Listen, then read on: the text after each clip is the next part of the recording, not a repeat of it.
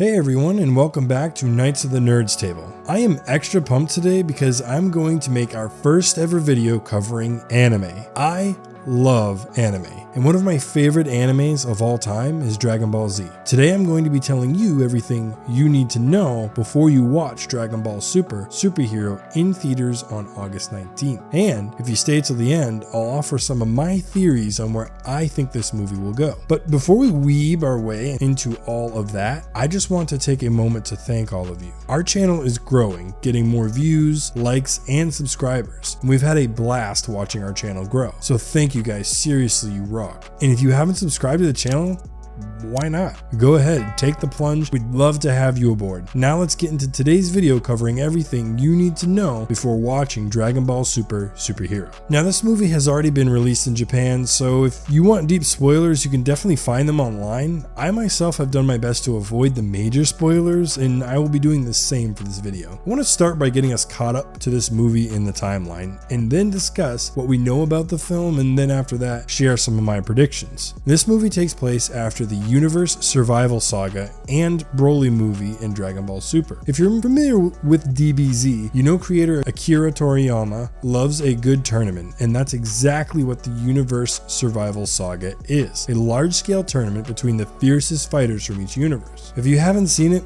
go watch it, especially if you're a fan of the classic DBZ. The fights are amazing, and the stakes have literally never been higher. Then there's the Broly movie. A non-stop clash of Saiyans that honestly doesn't slow down. They pretty much hit the gas pedal on the action and don't let up until the credits roll. This movie did one very important thing by bringing the character of Broly into the canon. Broly had been a fan favorite for years, but was relegated to movie-only appearances that were non-canonical. So we have a huge multi-universe tournament of power, where universes compete to show that they are strong enough to be worth not obliterating, and a movie of Goku, Vegeta, and Broly beating the snot out of each other. Now, here's where timelines get a little tricky. We don't actually know if this movie is canon or not. It's very common for animes in particular to have movies and episodes that are not a part of the main canon, but rather fun stories to explore with established characters and worlds. Because of this, strict timelines can be hard to interpret, but we do know that the creator of Dragon Ball, Akira Toriyama, wrote this movie. It is also rumored that he is heavily involved in other areas, even more so than in the last two theatrical releases of Dragon Ball Super. In my opinion, this alludes to an eventual confirmation that Dragon Ball Super Superhero is in fact canon. Now let's talk about what we do know. The Red Ribbon Army is back.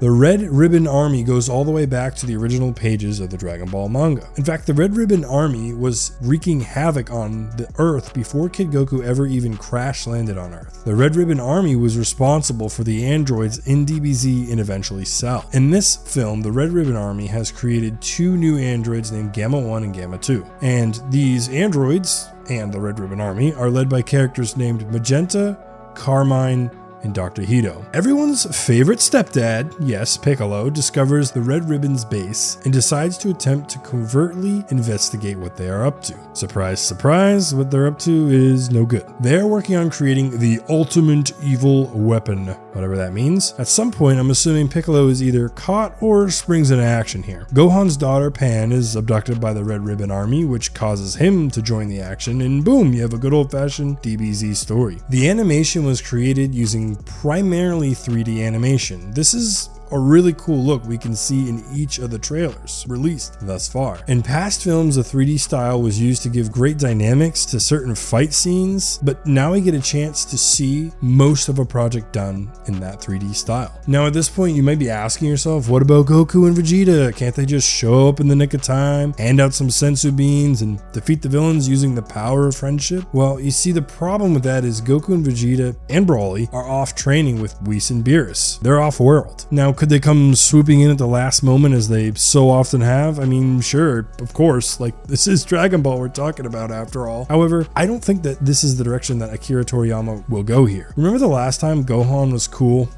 Way back when? It's been a long time, back when Cell was the biggest bad around. The Cell vs Teen Gohan fight to this day is one of the most talked about anime fights of all time. Not only did you have Gohan ascending past Super Saiyan 1 to Super Saiyan 2, but you had him doing it as a teenager. At the time, this was mind-blowing for fans. Gohan, over the course of his fight with Cell, cemented his position as the strongest character in the show. Then his mom made him hit the books and he got weak and super lame. No.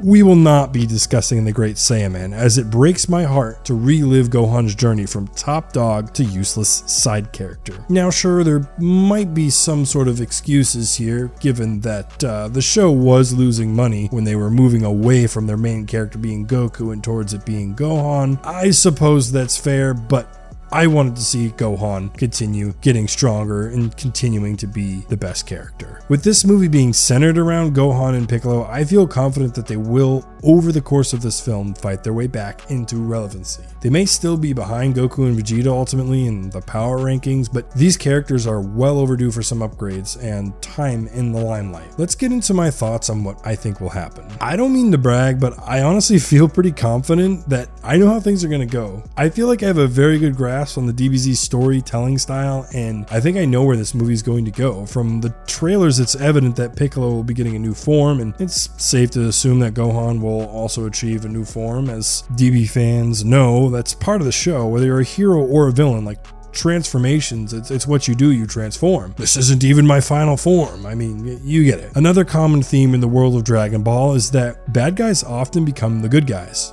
Vegeta, Piccolo, Broly, Android 17 and 18, the list goes on. I believe that the movie being titled Superhero points to the new androids Gamma 1 and Gamma 2 joining the ranks of the good guys by the end. They're dressed like superheroes and think as if they are. It would make sense that the movie's title is foreshadowing their eventual turn to the good side. And another pretty obvious clue is the sight of Goten and Trunks as teenagers in the fusion dance pose on one of the movie posters. Probably not a stretch to assume that they're going to try to whip out their secret weapon by fusing into Gotenks. However, if you look closely at their fingers, they're actually not quite matched up. If you recall, the fusion dance requires perfect execution, and if you slip up even a little, the fusion won't work properly. So we're probably going to see fat or skinny Gotenks, and I'm here for it. My last theory is probably the most far-fetched, but I really do see it happening. I think that we're going to have the return of Cell to finish this movie off. I mean, it just makes sense. Cell was who Gohan fought when he first ascended to Super Saiyan 2, so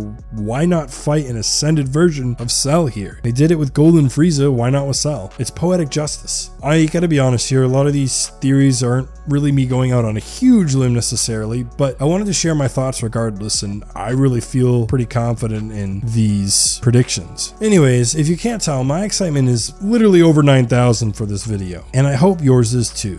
Let me know down in the comments below and tell me what your theories are. Will we see a return of Cell? Will this movie even be canon? And if you guys want to see me talk about other anime properties, be sure to give this video a like so I can get to work on more videos just like this one for you guys. Thank you all so much for tuning in, and I can't wait to catch you all in the next one.